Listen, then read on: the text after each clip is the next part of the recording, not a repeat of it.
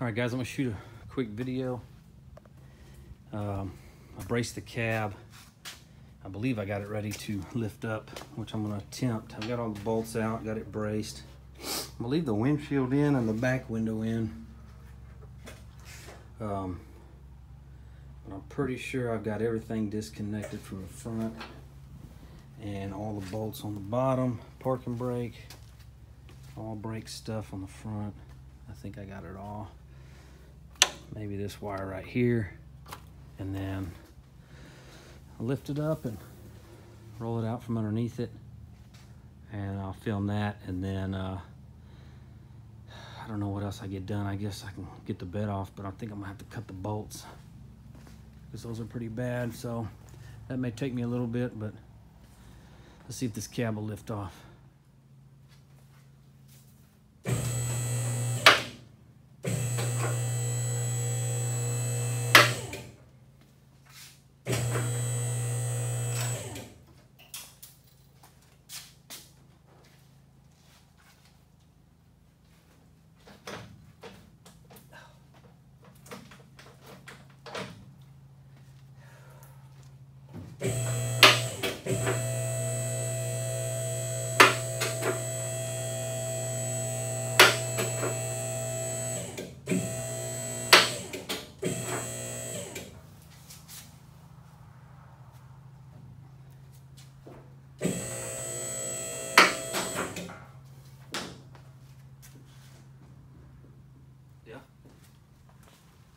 Yep.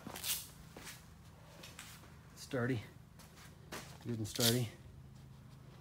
I just don't know which way I'm gonna push it. I guess I'm gonna go out the back. Here, let me get y'all.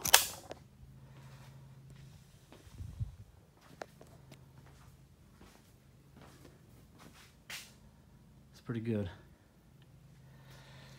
I'm gonna have to try to see if I sell this motor and trans.